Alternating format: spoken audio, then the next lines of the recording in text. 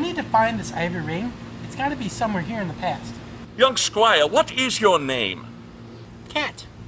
What a great name! It's direct, to the point. Or at least it would be if you resembled a cat in any way, shape, or form. Damn Spoonie. Still, I will help you. My brotherhood has gathered dangerous, powerful artifacts from around the world so that no one may abuse their power.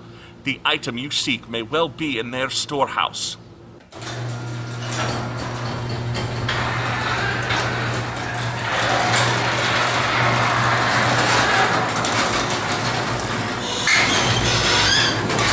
In the garage of secrets. To find this ancient ring, Cat, we must clean out my garage. Right.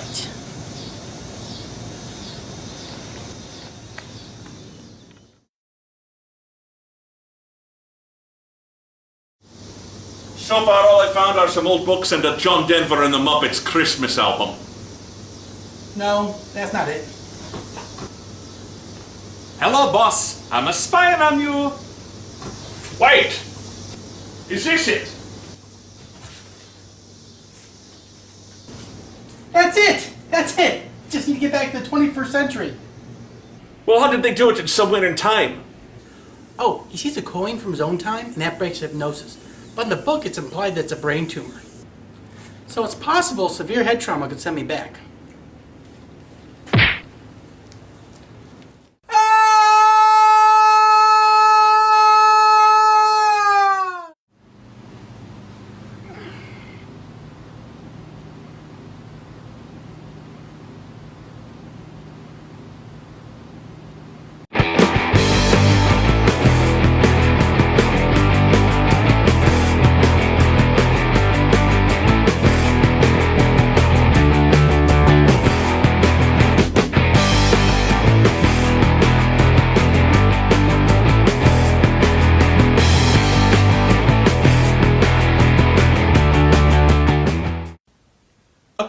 Starring the children of superheroes. No, it's not the Teen Titans, Young Avengers, or even the Crusaders. This is a fresh, new take, and believe me, because if there's one thing I can't stand, it is a shameless ripoff. Hi, I'm your host, the Cinema Slob. The hell? I'll see you in court, sir. I look forward to it. It'll be a great way for us to get to know each other better. Now, normally I review and defend bad movies. But today, I'm happy to lend my skills to comic book issues as we review the first 4 issues of World's Finest, starring the Huntress and Power Girl. Issue 1 opens with... Oh, excuse me. Issue 1 opens with Helena Wayne burning her passport under the name of Helena Bertinelli. She and Karen Starr are having dinner in Tokyo. As Helena tries to decide on a new identity, Karen brags about something her company has developed. A phone call then upsets Karen and sends the two running out. They arrive to find Karen's labs on fire. She frantically asks if the quantum tunneler is safe before diving into the blaze. Helena's right behind her, switching over to her Huntress outfit. She finds incendiaries used to start the fire as Karen laments the destruction of the technology that Mr. Terrific had designed. Helena wonders if this is revenge on Terrific's part, but Karen shoots that idea down. You see, Karen had previously been a supporting player in Mr. Terrific's solo book. There we learned that she was sleeping with him to get around his security and steal technology to cross into other worlds. And I applaud DC for shining a light on women using men in a purely sexual manner and then discarding them when they've gotten what they want.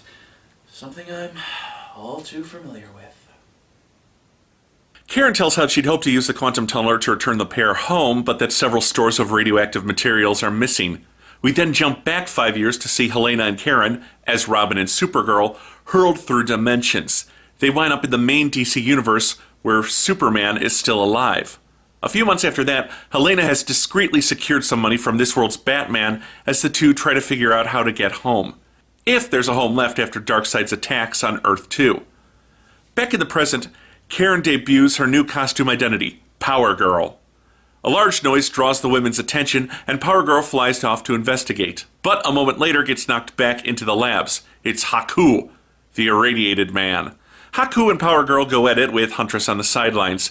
She temporarily blinds him, allowing PG to finally land a punch, but Haku's radiation is devastating to Karen. An arrow to the head sends him running, but Power Girl admits she hasn't hurt this bad since the battle that brought them to Earth. In flashback mode, the girls go over the Justice League's battle with Darkseid on this Earth, and Karen assures Helena that it must be the same Darkseid who attacked Earth 2, meaning dimensional travel is possible. They also consider an indestructible belt they found when they arrived, and wonder if someone came with them to this Earth. We jump ahead and see that Karen's financing her business by using her superpowers to harvest rare minerals from the ocean's floor. Her surprisingly unsurprised assistant tells her that her friend might need a pickup. In the present, the duo track Haku, noting his energy is unlike anything they've previously encountered. They head towards a cracked dome with debris floating, first in the air and then trying to knock down the ladies. We briefly cut to Gotham National Bank, where a banker notices some vanishing money transfers before returning to the dome. Helena sneaks in to distract the irradiated man with a crossbow bolt before Karen slams him into the concrete. However, he's quick to fight back and PG is knocked out, leaving only the Huntress against the radioactive monster. Helena fires off several bolts, but Haku melts them with heat vision.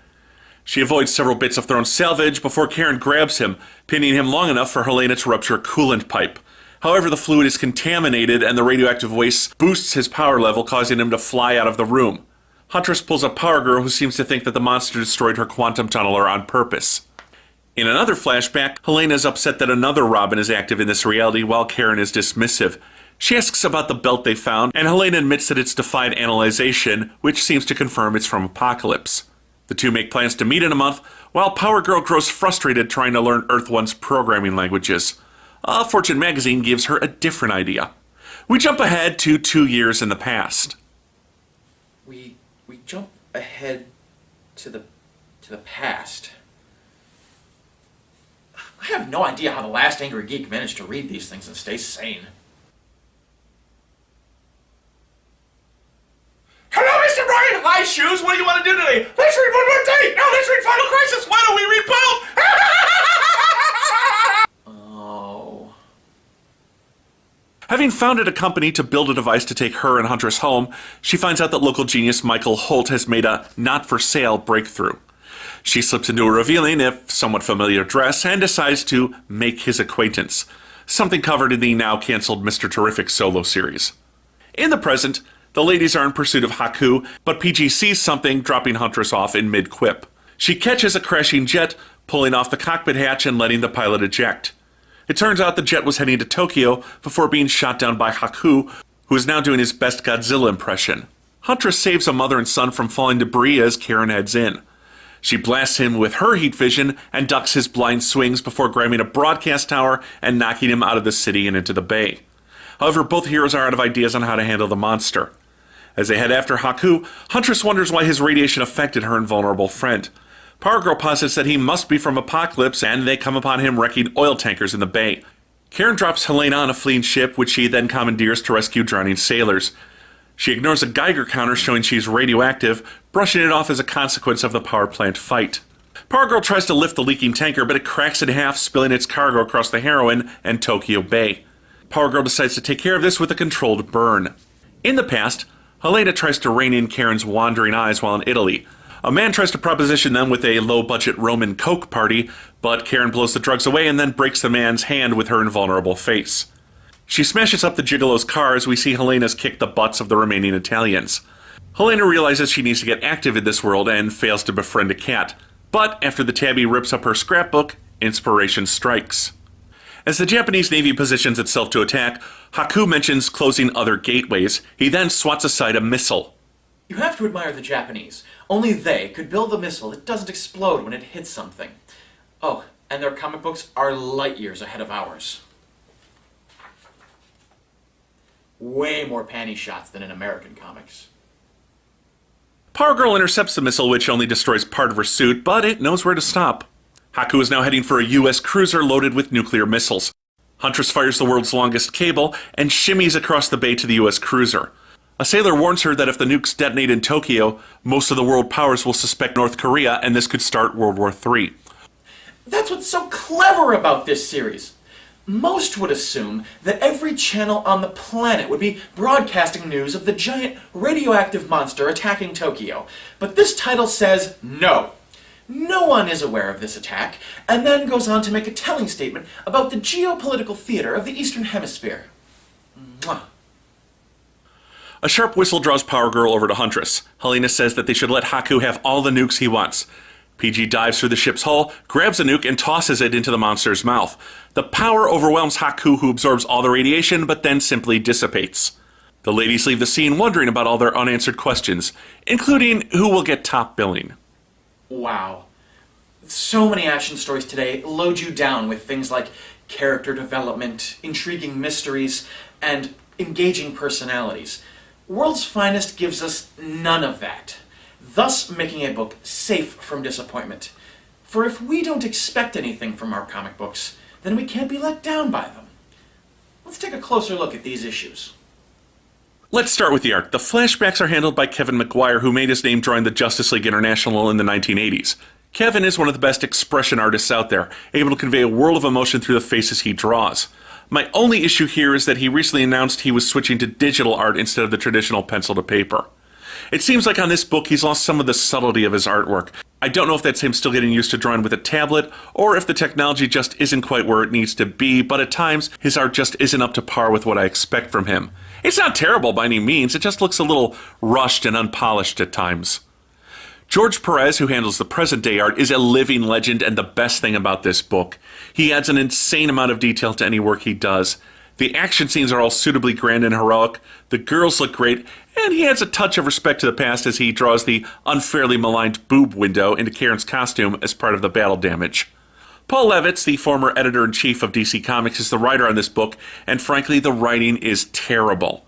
My first and biggest complaint is Power Girl and her characterization. I can't pin all this on Levitz, as he's inheriting some of this mess from Eric Wallace's Mr. Terrific.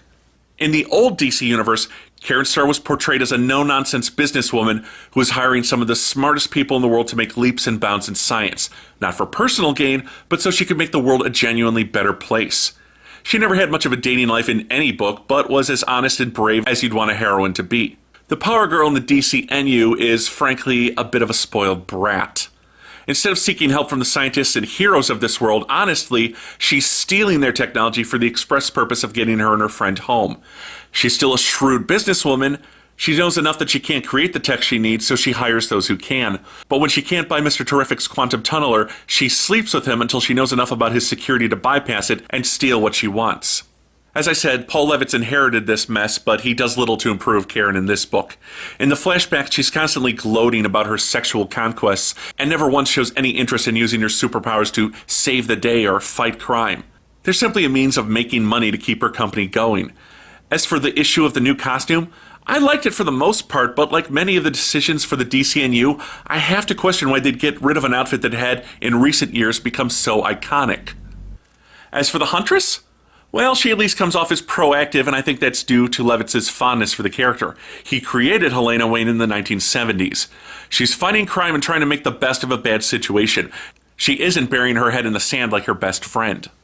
Power Girl and Huntress really do have a believable chemistry as friends, especially in the flashbacks, something that really shined in the later Zero issue of this book. However, the flashbacks are largely a waste of time. They don't advance the plot, they just show what the girls have been up to in the 5 years they've been on Earth 1, and frankly, aside from steal some money and start a company, they haven't done much. This is the main flaw of the book. It wastes a lot of time and requires you to be familiar with the events in Mr. Terrific and Earth 2, even the preceding Huntress miniseries. It never stops to explain itself, just assumes that you've been reading these books and goes from there. Also, the villain, Haku, is another example of the problems with this book's writing. He feels so important, but other than a vague reference to closing worlds, we never get any concrete proof he's tied to the heroines. We spend 4 issues fighting this guy, and by the end we have no answers or even hints of answers. Once again, it feels like we've wasted a huge amount of time. There doesn't seem to be any real plot or driving force behind this story. The girls want to go home and then fight a giant monster. The end. Great art, and a story that doesn't believe in weighing you down with things like plot or entertainment. If it were up to me, I would give this book 1,000,000 stars. But it's not. Going by the Last Angry Geek's very strict and contractually mandated guidelines, I give World's Finest number 1 through 4 2 out of 5 stars. I don't know how you people survive superhero stories that aren't filled with CGI and Ryan Reynolds. Oh well. Until next time, I'm the Cinema Slob, and this is Comic Book Issues.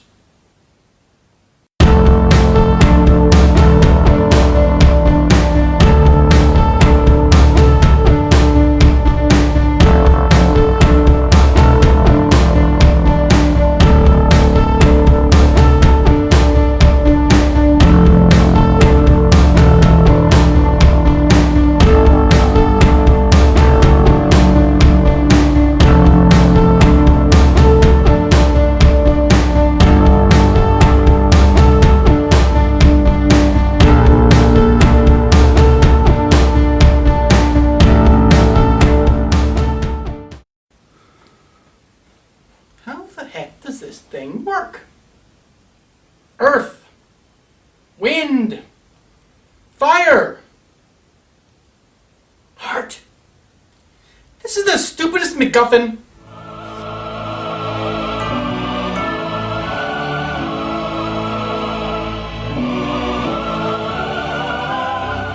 Geek? Geek? Yes, that was the name, and thus may you still call me. Though now I am... Well, no, I guess I'm still the last angry geek. Thank you, Cat. You've brought me back. But how, Geek? How'd you know you were going to die? Well, simple. Doug emailed me the script for year 4. It was right in there. So I bet a lot of people showed up for my funeral, huh? Yeah. About that computer message. Ah, well, you see, when floppy disks were scrapped, most of them were recycled into paper. I managed to put a message onto the sheet that I sent you. After that, it was a simple matter of having you travel into the past to collect the ring that I placed there. Simple? That was needlessly complicated. If you had the ring in the first place, then... Cat. All you need to know is that your loyalty will be rewarded. For I name you my second in command, my number 2, my sidekick. You got that $2 you owe me? Yeah, sure. Well, there you go. Now, do you want to go grab a Thanks. beer? Bye.